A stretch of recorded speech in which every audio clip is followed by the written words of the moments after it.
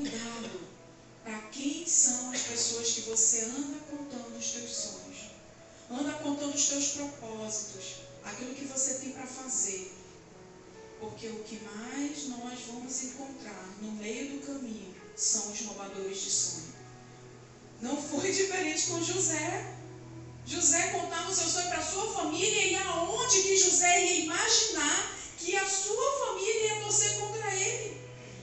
Ele poderia esperar isso de qualquer pessoa, menos da sua família.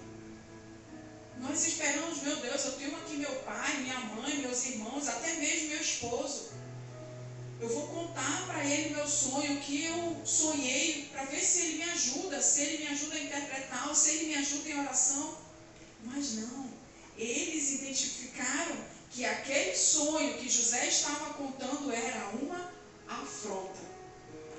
Que José estava contando um sonho para colocar eles, ali, debaixo dos pés de José. Aonde que eles queriam que José chegasse aonde ele chegou? Não.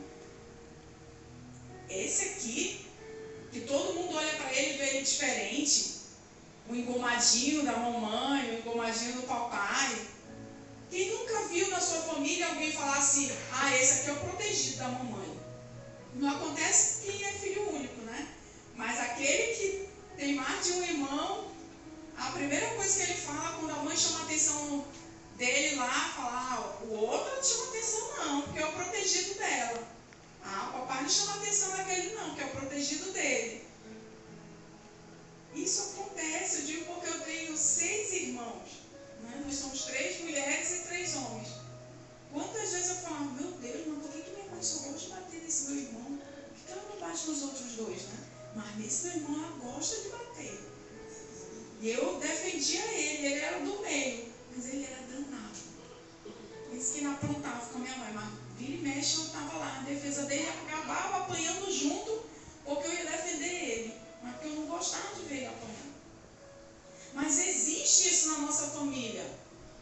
Sempre vai existir algum parente seu que você vai dizer assim, meu Deus, será que essa pessoa realmente é meu parente? Tem algum parentesco comigo? Porque eu nunca vi ser humano tão cheio de problema. Que tudo que a gente fala, aquela pessoa é do contra. Que tudo que a gente fala, aquela pessoa coloca coisas negativas. E às vezes você chega na casa dessa pessoa, você se sente mal. Você entra lá e tu fala assim, tem alguma coisa errada nesse lugar. Por quê? Porque você já sabe que aquela pessoa tem uma áurea negativa. Então, quando a gente vai para esses lugares, a gente precisa pedir cobertura espiritual de Deus, para que Ele possa nos conduzir. Só que Deus, Ele é tão maravilhoso que Ele poderia ter livrado José de tudo isso, sim ou não? Sim, Ele é Deus, Ele poderia ter livrado José disso. Mas precisava cumprir um propósito na vida de José. Assim como precisa cumprir um propósito na minha vida e na tua vida. Talvez o que você esteja passando, tu está dizendo assim, meu Deus, o Senhor me esqueceu, ou Ele está com muita raiva de mim. Só que eu quero te dizer que tudo que está acontecendo na tua vida foi porque Deus tem um propósito a ser cumprido. E quando esse propósito não for cumprido, as coisas vão ter que continuar acontecendo. Só que tu precisa pedir discernimento do Senhor e sabedoria emocional, para que tu possa conduzir tudo isso.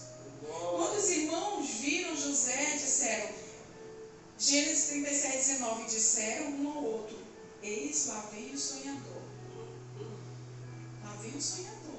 Só na palavra deles, eles já estavam demonstrando que eles estavam com raiva dele, que eles não aguentavam mais ouvir os sonhos e as histórias de José. Por não aguentarem o sonhador, os irmãos jogaram José dentro de uma cova para que ele morresse. Para que ele morresse. Quantas pessoas você conhece, até mesmo na mídia, hoje a gente escuta de pai violentando o filho,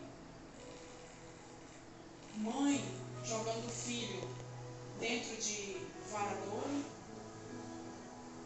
dentro de riacho. Mãe hoje que tem bebê, coloca dentro de uma caixa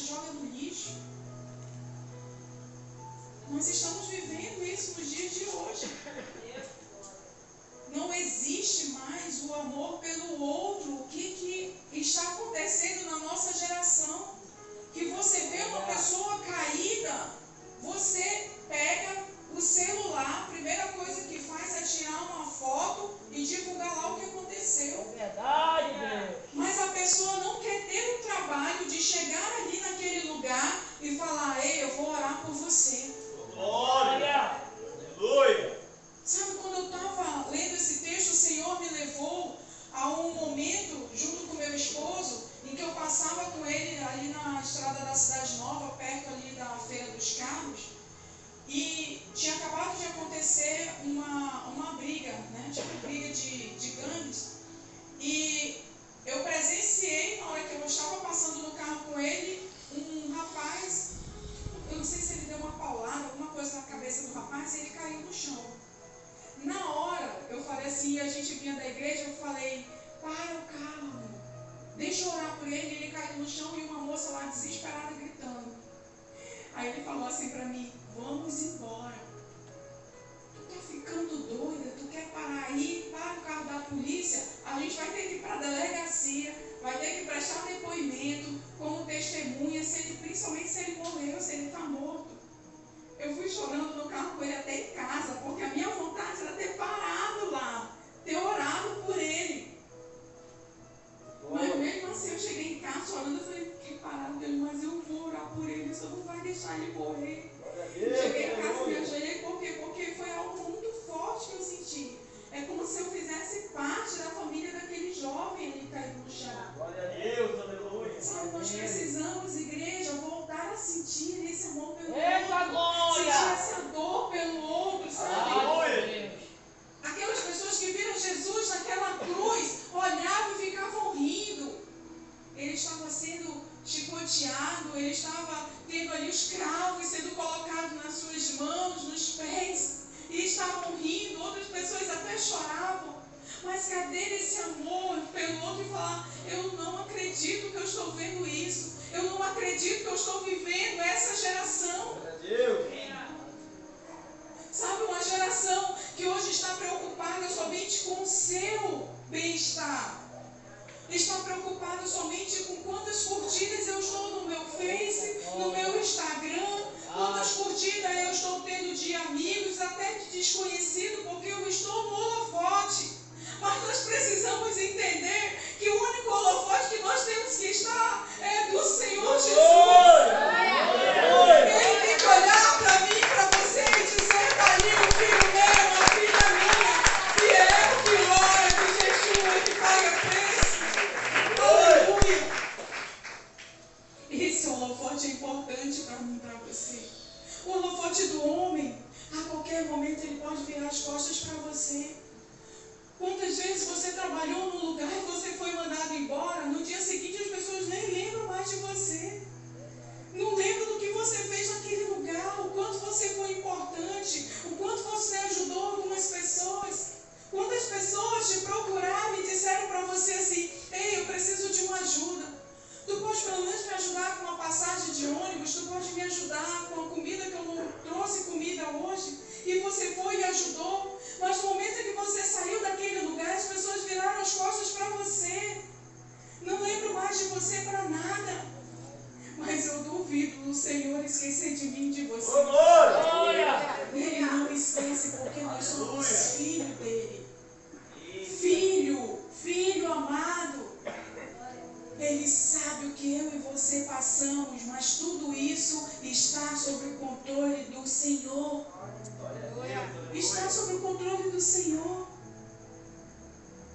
O que acontece na história de José, depois dele ter sido vendido? A Bíblia conta que os mercadores venderam José como escravo para Potifar, o faraó do Egito. Mas a Bíblia mostra um detalhe muito interessante. O Senhor estava com José e foi homem próspero e estava na casa de seu senhor egípcio. O Senhor estava com José. No momento em que José foi jogado ali naquela vala, naquele poço, naquele calabouço, o Senhor estava com ele. O Senhor não poderia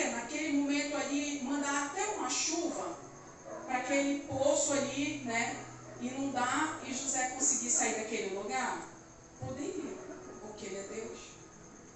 Só que não era isso que Deus queria. Deus queria que a família de José chegasse aonde ele chegar. Mas ia ter uma longa caminhada. Glória a Deus. Você alguma vez parou para pensar no pai de José? Aquele homem deveria ficar pensando aquelas histórias, os sonhos que aquele filho contava. Porque naquele momento, aquele sonho irritou o pai e irritou os irmãos. Mas no momento em que ele estava longe, com certeza vinha na mente daquele pai e falava assim: não tinha outra forma de eu perder meu filho? Eu perdi meu filho dessa forma, numa besta fera. Agora imagine esses irmãos que carregavam